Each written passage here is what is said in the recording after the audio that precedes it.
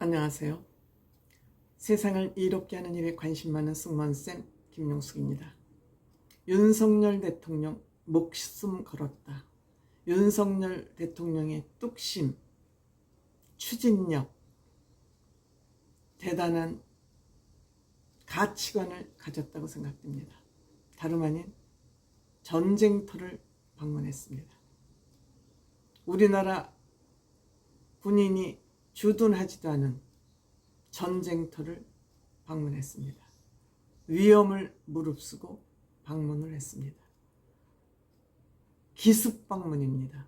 물론 실무자들끼리는 계획이 서 있었겠지만 어쨌든 전쟁이 지금 일어나고 있는 나라를 방문하는 거 누구나 목숨은 중요하지 않습니까? 아무리 일국의 대통령이라 할지라도. 하지만 그 위험을 무릅쓰고 전쟁터를 방문했다.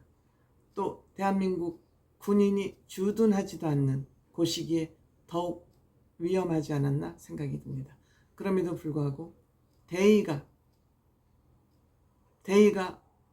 중요하다고 생각하는 윤석열 대통령, 또 민주주의 수호가 중요하다고 생각하는 윤석열 대통령, 또 침략을 받아본 아픔을 가지고 있는 국가의 대통령 윤석열 대통령은 침략은 있어서도 안 된다라는 확고한 의지를 가지고 있었던 것 같습니다.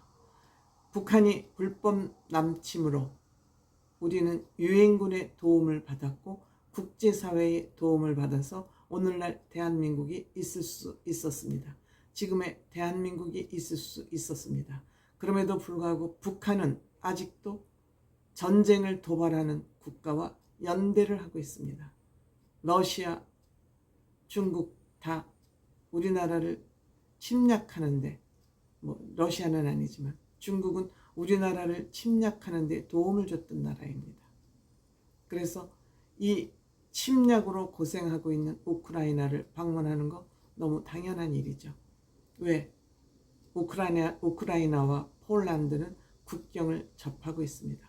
그렇더라도 교통수단이 무엇이든 간에 위험을 무릅쓰고 여기에 간 것은 희망을 주고 침략국으로서 오늘날 대한민국을 일군 그 전례가 있는 한강의 기적을 일으킨 우리나라의 그 전례를 전달하고 위로도 하고 또 우리 국민들에게 경각심도 주고자 했던 거 아닌가 생각이 됩니다. 그래서 우크라이나에 도움을 주기로 또 도움을 강력히 요청을 하고 있습니다.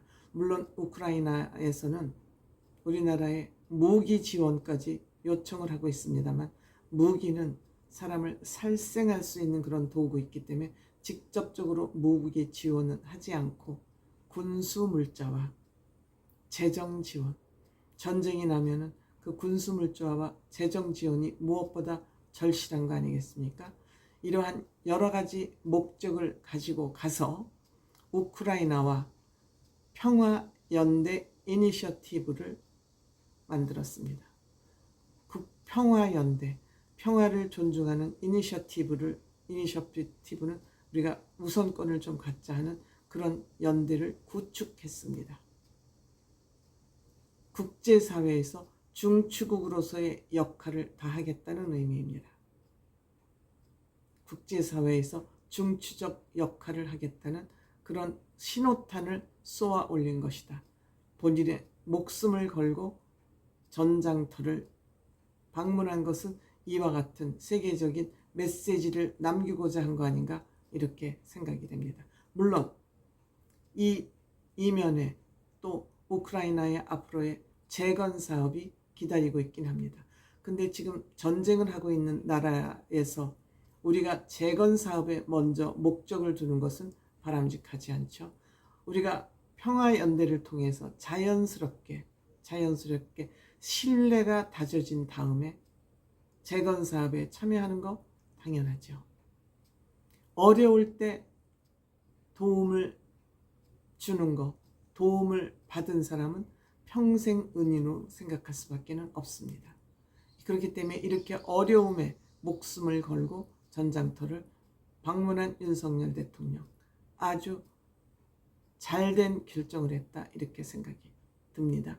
용기 있고 배심이 있는 윤석열 대통령이었기에 가능하다 이렇게 생각이 들고요.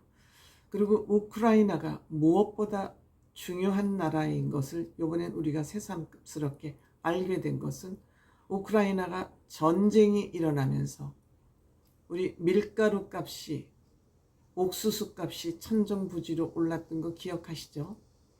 이 우크라이나는 엄청 토지가 비옥한 나라입니다. 그래서 이 우크라이나는 비료 없이도 씨만 뿌려놓으면 농사가 저절로 지어지는 그런 땅입니다. 흑토지대라고 배웠죠. 우리가 사회생활에서 배웠던 흑토지대입니다. 그래서 세계인의 곡창이라고 부르는 나라가 바로 우크라이나이기도 합니다. 앞으로 우리는 식량전쟁 시대로 돌입하게 될 것입니다. 식량전쟁 시대에 우크라이나 같이 이렇게 우방국이 있다면 우리 대한민국의 식량 문제는 어느 정도 보장이 되지 않을까 이런 생각이 됩니다. 우크라이나의 국토 면적은 세계 44위입니다. 한국은 108위입니다. 국토가 우리나라보다 면적이 훨씬 넓은 나라이지만 인구는 우리나라보다 또 적습니다. 우리나라 인구는 세계 29위인데 우크라이나 인구는 41위입니다. 우리나라 5,200만 명, 우크라이나는 한 3,700만 명 미만입니다. 땅은 넓고 인구는 적습니다. 반면에 우리는 국토 면적이 70%가 산악으로 되어 있습니다. 이 우크라이나는 국토 면적의 80%가 경작지입니다. 즉 농사를 지을 수 있는 땅입니다. 농사를 지을 뿐만 아니라 땅이 비옥해서 씨만 뿌리면 땅이 저절로 농사를 지어주는 그런 나라입니다. 이 소련의 침략을 당해서 소련 연방으로 있다가 독립을 하니까 소련이 이 비옥한 국토를 차지하고 싶겠죠. 세계 인구를 먹여 살리는 또 소련 인구를 먹여 살릴 수 있는 그 식량 창고가 독립을 했으니까 가슴이 아프겠죠. 그러니까 이렇게 침략을 한 거죠. 러시아는 땅은 넓어도 동토지대라고 해서 농사를 지을 수 있는 땅이 쓸모 있는 땅이 많지 않지 않습니까? 물론 가스와 석유 자원은 많이 있습니다만 그래서 이 우크라이나와의 이렇게 돈독한 국제관계를 유지해가는 거 굉장히 중요하다고 생각합니다. 그렇더라도 또 우크라이나는 중공업, 우주항공, 군수품, 무기 생산도 아주 안 되는 나라는 아닙니다.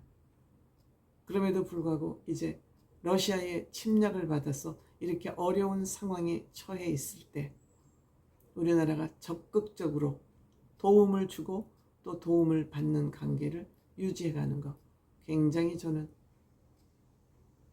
의미 있고 중요한 선택을 했다. 감동적이다. 그런 생각까지 하게 됐습니다.